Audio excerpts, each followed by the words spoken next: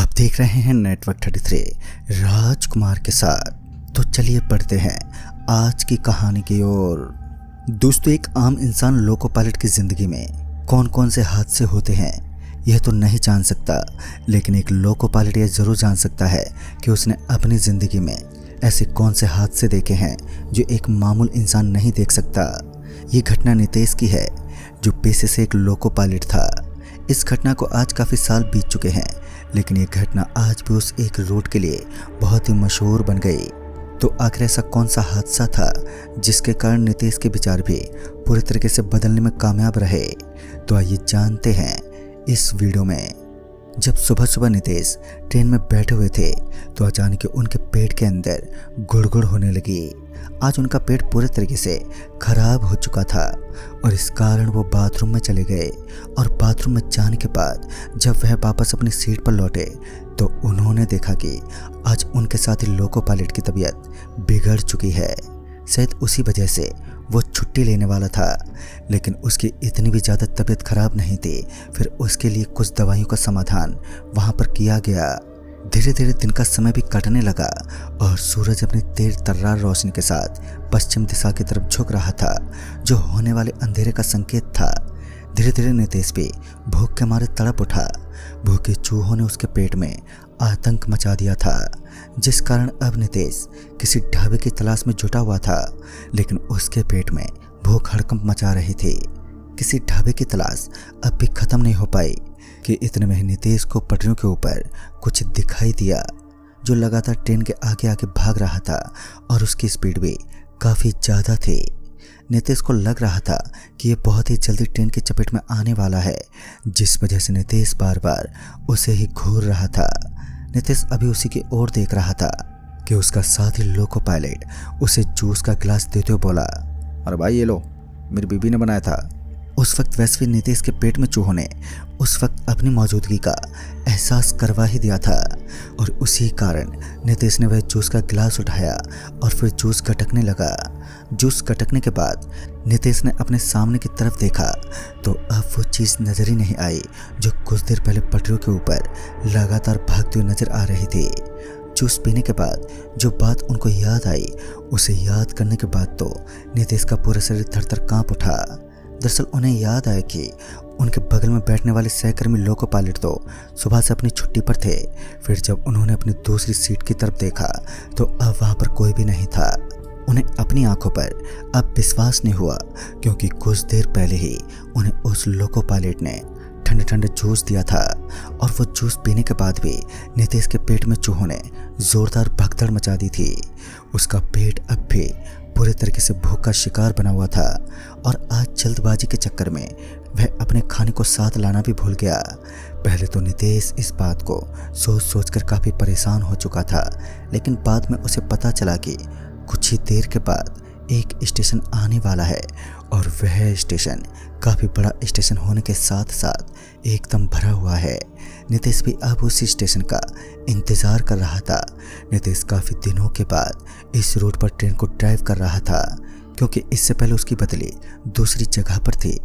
उसे लगातार 4 दिन बीत चुके थे, मगर इसके बावजूद वह इस रूट को समझ ही नहीं पाया, क्योंकि यह रूट काफ़ी लंबा होने के साथ साथ थोड़ा अजीब भी लगता था। और फिर ट्रेन को लगभग 20 मिनट का छोटा आराम दिया गया, यानी कि लोको पायलट अब आराम से खाना खा सकता था। लिहाजा नितेश ट्रेन से नीचे उतर गया और किसी दुकान को ढूंढने लगा। तभी नितेश को एक चाट की दुकान दिखाई दी। वो वहीं पर नाश्ता करने लगा। फिर कुछ देर के बाद ही जब ट्रेन का चलने का वक्त हुआ, तब जाकर नितेश भी चुपचाप ट्रेन में बैठ गया। इस वक्त ट्रेन के अंदर एक जोरदार सन्नाटा छाया हुआ था। लोगों की भगदड़ एकदम से शांत हो चुकी थी। ऐसा लग रहा था मानो ट्रेन के अंदर से वो सारे लोग गायब हो गए हों जो कुछ देर पहले ट्रेन के अंदर बैठे हुए थे। लेकिन इस बात पर नितेश बिल्कुल भी ध्यान नहीं दिया। वह चुपचाप ट्रेन में बैठकर वहां से निकल पड़ा। ट्रेन भी अपनी पूरी रफ्तार के साथ आगे की तरफ बढ़ रही थी, और तभी नितेश के सामने की तरफ से लाल लाल कपड़ा दिखाई दिया, जिसे देखने के बाद नितेश थोड़ा हैरान रह गया, क्योंकि यह रेड सिग्नल भी हो सकता था। पहले तो नितेश कुछ भी समझ नहीं पाया, और बाद में जब उसके साथी लोको पायलट ने कहा, अरे उस पर ध्यान मत दो, वह सिर्फ एक छल है। और फिर जब नितेश लोको पायलट की तरफ पलटा तो उसने देखा कि वहां पर उसका साथी कर्मचारी लोको पायलट बैठा हुआ था। वह उससे पूछते बोला, अरे आप यहाँ पर कब पहुँच गए? तो उसने बताया कि वह कुछ देर पहले ही इस स्टेशन पर पहुंच गया था, क्योंकि उसकी तबीयत भी काफ़ी हद तक सुधर चुकी थी और जिस कारण वह ट्रेन को संभाल पा रहा है। लेकिन जहां तक नितेश को याद था कि उसने ट्रेन में बैठते वक्त उसके अलावा किसी और को उस डिब्बे में देखा ही नहीं था। फिर अचानक वह लोको पायलट कहाँ से मौजूद हुआ? नितेश अभी यही सोच रहा था कि अचानक से एक लाल लाल कपड़ा ट्रेन के कांच के सामने आकर एकदम से अटक गया, जिस कारण सामने का नज़ारा देखना बंद हो गया। अब नितेश को समझ ही नहीं आ रहा था कि उसे ट्रेन को रोकना चाहिए या फिर इमरजेंसी ब्रेक लगाकर उस कपड़े को जल्द से जल्द सामने से हटाना चाहिए, क्योंकि नितेश अच्छे से जानता था कि वह सामने का नज़ारा देख नहीं पाएगा और आने वाला छोटा खतरा भी एक भयानक रूप लेकर ट्रेन के हादसे का कारण बन सकता है। जिस वजह से नितेश ने अपने साथी कर्मचारी से पूछते कहा, और भाई साहब मुझे लगता है अब हमें धीमे धीमे ट्रेन की रफ्तार को कम करना चाहिए, वरना छोटी सी चीज़ भी ट्रेन के लिए एक बड़ा हादसा बन सकती है। मगर इस बार नितेश को कोई भी जवाब नहीं मिला, जिस वजह से नितेश दूसरी तरफ पलटा तो उसने देखा कि अब वह सीट एकदम खाली थी। नितेश नीचे से लेकर ऊपर तक पूरा कांप उठा। उसे तो विश्वास ही नहीं हुआ कि यह सीट खाली हो सकती है। उसके साथ आज काफ़ी कुछ अजीब हो रहा था और वह समझ चुका था कि ज़रूर यह किसी छलावे शक्ति की मौजूदगी का एहसास है, जिस वजह से अब उसे डर लगने लगा। अब उसे विश्वास हो चुका था कि ये रूट बिल्कुल भी सही नहीं है, जिस कारण वह जल्द से जल्द आज की रात को ख़त्म करके इस रूट से बदली लेने की सोच रहा था। उसने इमरजेंसी कारण की वजह से ट्रेन को एक जगह पर रोक लिया और सामने से रेड कलर का कपड़ा हटाने लगा। जब वो उस कपड़े को हटा रहा था तो उस कपड़े के ऊपर कुछ गीला गीला महसूस हुआ। तभी उसने देखा कि वह तो खून था और उसने ये सोचकर इस बात को नज़रअंदाज कर दिया कि दौड़ती हुई ट्रेन के सामने ज़रूर किसी ने अपने आप को डाल दिया होगा, जिस वजह से उसकी मौत हो गई होगी। लेकिन अभी तक उसे ऐसी कोई भी खबर मिली ही नहीं। फिर उसे याद आया कि कुछ देर पहले लाल कपड़े पहने उसकी ट्रेन के सामने लगातार कोई भाग रहा था, लेकिन उस वक्त तो शाम का ही समय था। देर रात इस तरीके के हादसे होना कोई छोटी बात नहीं होती। नितेश डर से पूरा कांप रहा था और अब उसे विश्वास हो चुका था कि किसी काली शक्ति का साया अब उसके ऊपर मंडराने लगा है। उसने उस कपड़े को पटरियों के दूसरी तरफ फेंक दिया और फिर वापस आकर ट्रेन में बैठ गया। लेकिन जब वो फिर से ट्रेन के ड्राइविंग डिब्बे में दाखिल हुआ तो उसे ऐसा लग रहा था मानो कोई तेज तेज सांसें ले रहा है, लेकिन वह उसे देख पाने में बिल्कुल भी कायम नहीं था। उसने अपनी नज़रें चारों तरफ गड़ाई तो उसे दूर दूर तक केवल और केवल जोरदार सन्नाटा ही नज़र आ रहा था। पता नहीं क्यों, लेकिन उसे बार बार ऐसा लग रहा था कि यहाँ पर कोई उसके अलावा भी मौजूद है, मगर वो उसे दिखाई नहीं दे रहा है। बाद में उसे ऐसा लगा कि शायद डर की वजह से उसे ऐसा लग रहा है और फिर वह चुपचाप एक लोको पायलट का नियम निभाते हुए ट्रेन के अंदर आगे का सफ़र काटने लगा। ट्रेन के रुकने की वजह से काफ़ी लोगों ने लोको पायलट पर सवाल खड़े करने शुरू कर दिए, लेकिन वो एक इमरजेंसी काम था। खैर नितेश को सुकून तो इस बात का था कि उस ट्रेन के अंदर काफ़ी सारे लोगों की मौजूदगी का एहसास भी था। लोगों की चहल पहल भी थी, जिस वजह से नितेश को एक ठंडक सी मिली। रात के करीब 11 बज चुके थे और ट्रेन में लगभग 4 घंटे तक सब कुछ एकदम सामान्य चल रहा था कि अचानक ही नितेश को अपने कानों में किसी के फुसफुसाने की आवाज़ें सुनाई देने लगी और नितेश भी खाली पड़ी बोगी में चारों ओर देख रहा था कि अचानक ही किसी ने उसका एक हाथ पकड़ लिया और उस वक्त बोगी के अंदर सिर्फ एक तेज तर्रार लाइट चली हुई थी, जिसकी रोशनी बेमिसाल थी।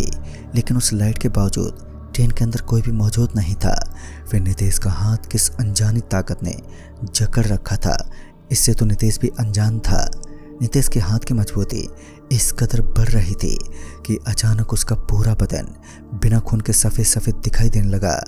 उसका शरीर एकदम सफ़ेद पड़ने लगा। वो ज़ोर से चीख उठा और उसके साथ ही सीधा फर्श की सतह पर वो ज़मीन पर गिर पड़ा। गिरने की वजह से उसके शरीर पर चोट तो लगी, लेकिन उसने अपने फर्ज को अदा किया और बिगड़ते संतुलन को ठीक करने की कोशिश में जुट गया, क्योंकि ये ना कि उसका फर्ज था बल्कि उसकी इंसानियत भी थी। वो एक काली शक्ति के चंगुल में फंसने के बावजूद पूरी हिम्मत करते हुए ट्रेन को संभालने लगा और उसकी हर कोशिश सफल भी हुई। उसने ट्रेन को फिर से उसकी नॉर्मल रफ्तार में कर दिया, लेकिन अब वो यह भी अच्छे से पहचान चुका था कि यह अनजानी ताकत उसको नुकसान पहुंचाने के उद्देश्य से उसके आसपास मंडरा रही है। तभी नितेश के सर पर अचानक ही कुछ टच हुआ, जिस वजह से नितेश ने एक पल के लिए ऊपर की तरफ देखा तो उसका शरीर थर-थर कांप उठा, मानो उसके शरीर में दौड़ता हुआ खून एकदम से जम गया हो, क्योंकि उसने देखा कि एक शख्स उस ट्रेन के ऊपर वाले पाइप से फांसी लगाकर लटका हुआ था। ट्रेन में इस कदर भयानक हादसे को देखना बहुत ही डरावना होता है, और ऐसा ही कुछ नितेश के साथ भी था। उसे भी आज अपनी मौत की पहली झलक दिखाई दे रही थी। वो चुपचाप किसी मूर्ति की तरह अपनी सीट पर ही बैठा रहा। फिर जब नितेश को लगने लगा कि अब उसके ऊपर खतरों ने उस पर कुछ ज़्यादा ही हमला कर दिया है, तब जाकर उसने ज़ोर ज़ोर से चिल्लाना शुरू कर दिया, और उसके चिल्लाने की आवाज़ सुनकर बोगी में बैठे कुछ यात्री खिड़की से उसकी तरफ झांकने लगे। फिर उसने ट्रेन को एक बार फिर रोक ही दिया, और ट्रेन के रुकने के बाद नितेश ने अपने साथ बैठे कुछ लोगों को बैठा लिया था ताकि उसका डर कम हो सके। और फिर उसने उन लोगों को पूरी बात बताई। तब जाकर उन लोगों ने बताया कि इस ट्रेन के अंदर 4 साल पहले एक लोको पायलट की मौत हुई थी। उस लोको पायलट की मौत का कोई भी कारण पता नहीं चल पाया, लेकिन लोगों का मानना है कि किसी बुरी शक्ति ने उनके ऊपर हमला कर दिया था, और उसके बाद से उस लोको पायलट की आत्मा इस ट्रेन के अंदर मौजूद है। लेकिन उसके दूसरे दिन नितेश ने उस ट्रेन से अपनी बदली कर ली। वो किसी दूसरे रूट पर चला गया, लेकिन लोगों का मानना है कि आज भी उस ट्रेन के अंदर उस लोको पायलट की आत्मा घूमती है। हालांकि लोगों के मुताबिक अब उस ट्रेन के ऊपर कुछ मंत्रित धागे बांध दिए गए हैं, जिसकी वजह से वह आत्मा कैद हो चुकी है। तो दोस्तों, इस कहानी में बस इतना ही। कहानी आपको पसंद आई हो तो वीडियो को लाइक शेयर जरूर करें, और साथ ही हमें कमेंट बॉक्स में ज़रूर बताएं। तो मैं आपका दोस्त राजकुमार जल्द ही मिलूँगा ऐसे ही एक और नई कहानी के साथ। तब तक के लिए बाय एंड टेक केयर।